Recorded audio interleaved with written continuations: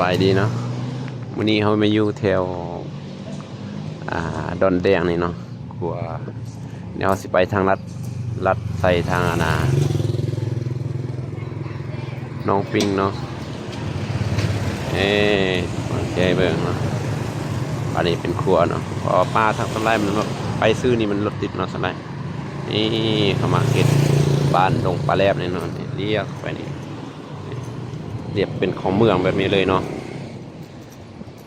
อันนี้เป็นของเมืองเลยเนาะอันนี้เป็นทางลัดเนาะตัวนี้เนาะสิลัดออกใส่ทางน้องปิงเนาะ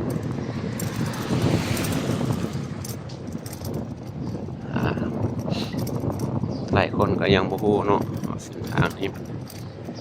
เส้นทางที่งามแบบดอกไม้กำลังออกเนาะเป็นดอกงามแบบนี้เลยเนาะ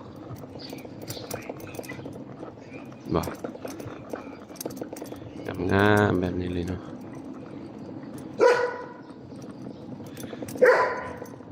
เรียบคลองเลยเนาะดอกไม้กำลังเป็นดอก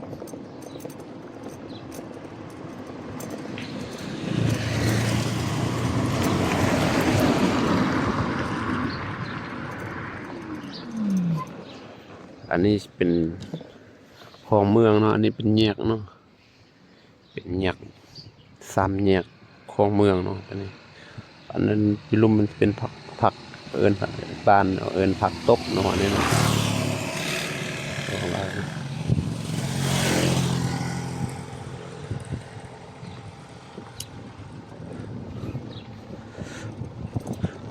กำลังออกดอกเนาะ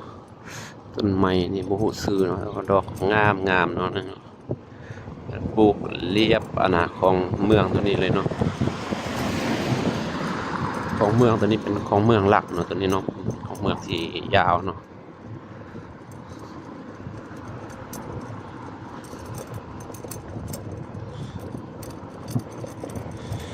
ทางนี่ก็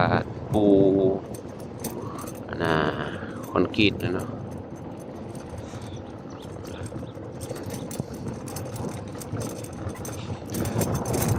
เป็นเส้นทางอันนี้ทางลัดลัดมันหอดไวนะ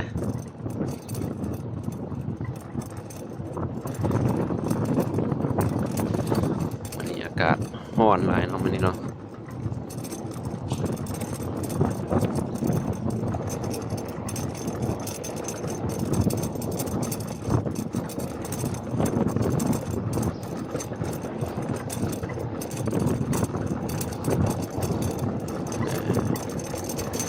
นี่เป็นโรงเรียนนะตัวนี้เนาะ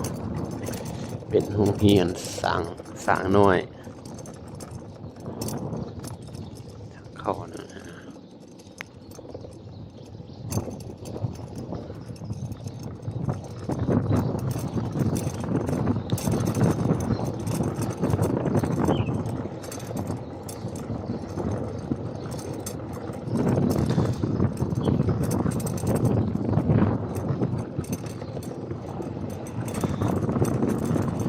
บริเวณนี้ก็บ่ได้ปลูกต้นไม้ใส่เนาะเพราะว่า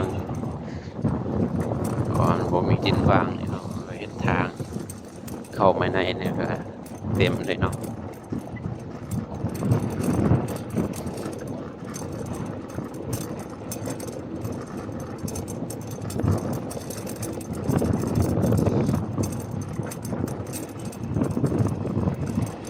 อนาคตข้างหน้าเพิ่นก็สิได้เฮ็ดอีกฝั่งนั้นอีกเนาะแต่ว่าอันนี้รถบ่ค่อยไล่เนาะบ่ค่อยเที่ยวไล่ตัวนี้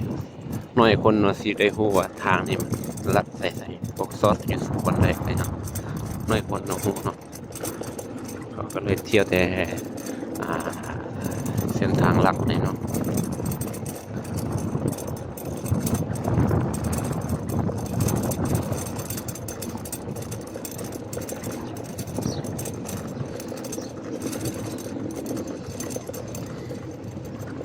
นี่เนาะ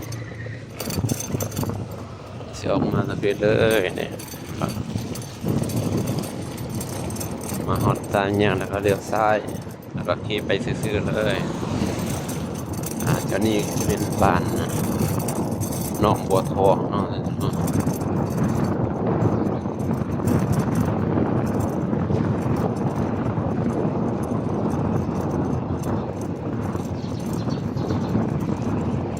หลังจากปีใหม่แล้วก็วันนี้วันอาทิตย์รถก็ค่อยหลายเนาะวันบ่ได้ค่อยเที่ยวหลายเนาะ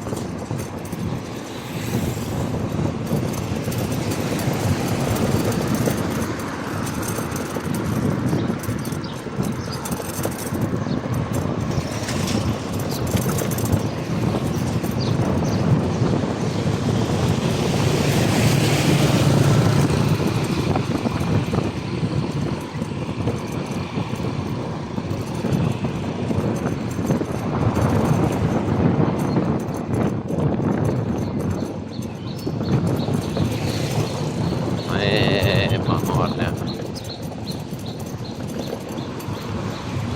บ่ทุกคนฮอดยังหลับล่วงนั่น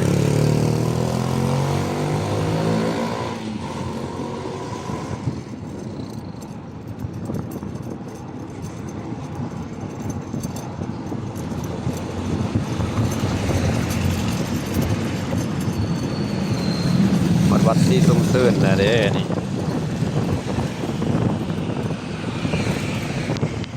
เอาสิจบคลิปไปสำนี้เนาะ